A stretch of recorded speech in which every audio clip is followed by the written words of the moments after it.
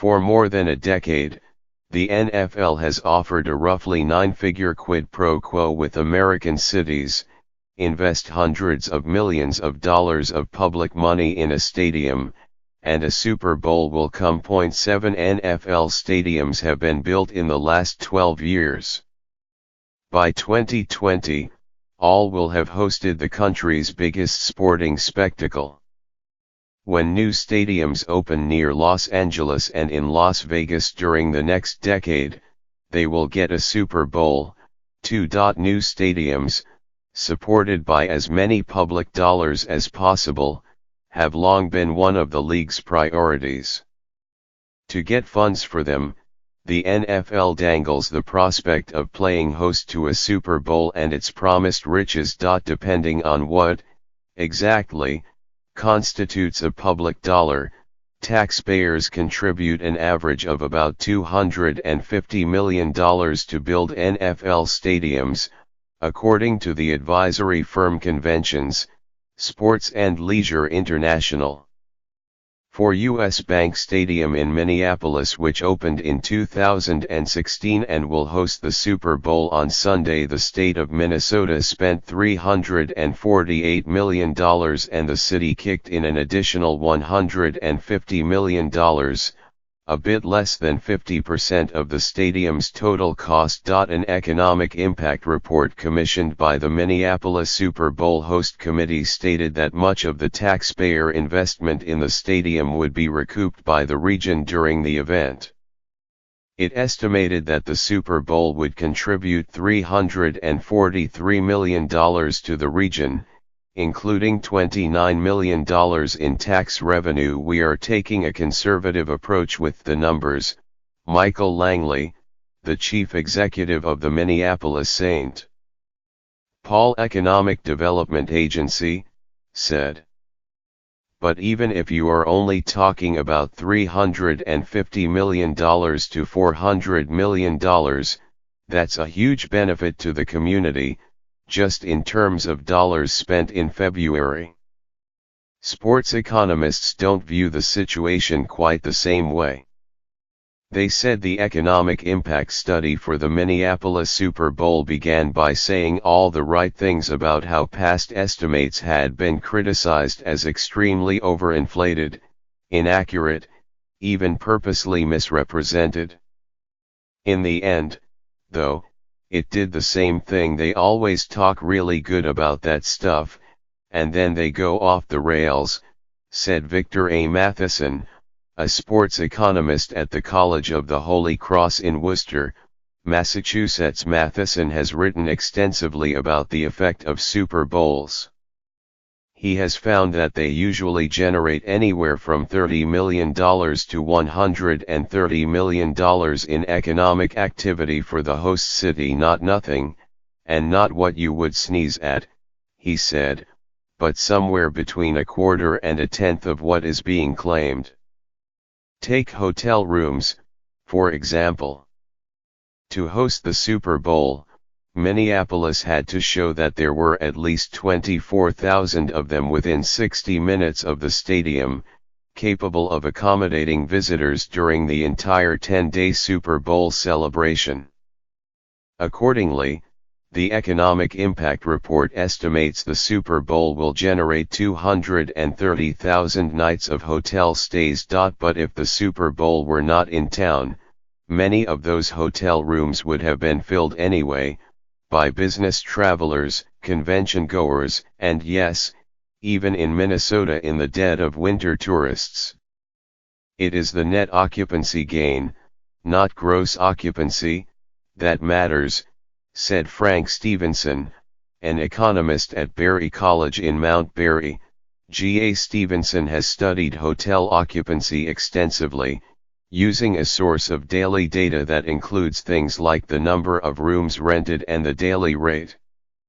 This allows him to estimate how many hotel rooms in a region would usually be booked and for what price, and compare that with when the Super Bowl comes to town. In a forthcoming paper, Stevenson examines the 2012 Indianapolis Super Bowl, which generated 224,000 hotel stays, according to its economic impact report. Indianapolis serves as an apt comparison to Minneapolis since it is a cold-weather city in the Midwest. Actually, in the week leading up to the Super Bowl and the 3 days afterward, Indianapolis hotels rented an additional 49,000 rooms compared with what would be expected, less than a quarter of the estimate. The rooms cost more than they otherwise would, generating about $28 million in additional revenue. But Stevenson cautioned against assuming that the money had stayed in Indianapolis. In fact, there was heavy leakage. They don't give it to the housekeeper or bellboy or front desk person, he said. A lot of it just flows to whoever owns the hotel. R.T. Ryback was the mayor of Minneapolis for 12 years, including when the city council narrowly approved contributing $150 million to build U.S. Bank Stadium. "I hate sports economics, but I love my city," he said, and we ended up crafting a deal that ended up being a financial bonanza for Minneapolis.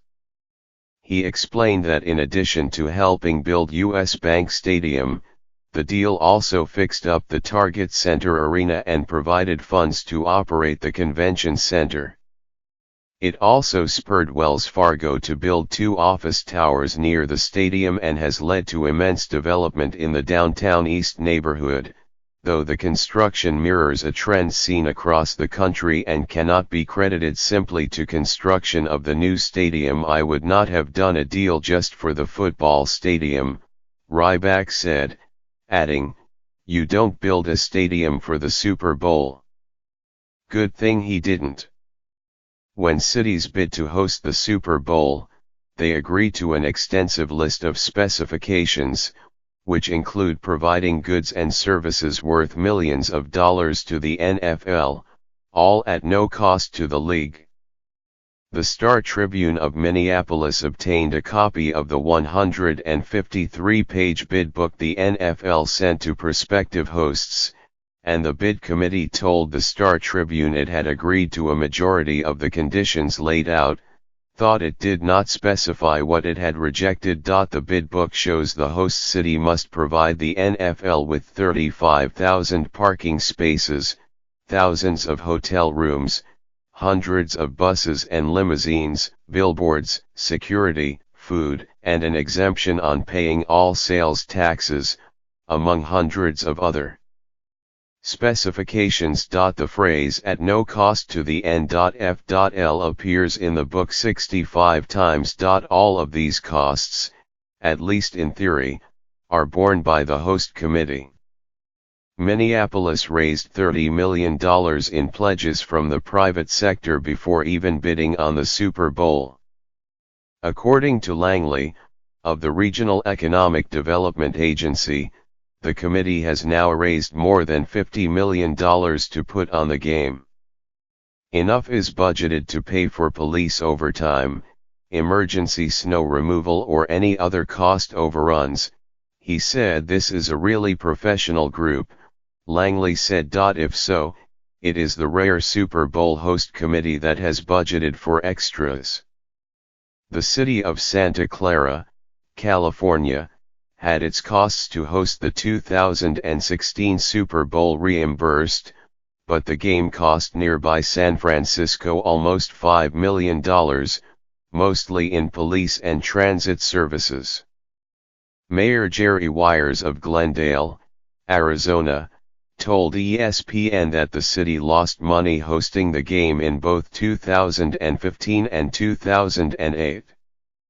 New Jersey gave the NFL an $8 million tax break, and state-owned New Jersey Transit lost $5.6 million when the game was played there in 2014. "All of the economic stuff, if you're lucky, is going to wash," Matheson said. He noted there was one big non-economic justification for hosting the Super Bowl: happiness. "We actually do get measurable impact from people's satisfaction right after a city has hosted the Olympics, Super Bowl, or World Cup," he said. Perhaps, but is that the windfall Minnesota imagined when it spent $498 million on U.S. Bank Stadium?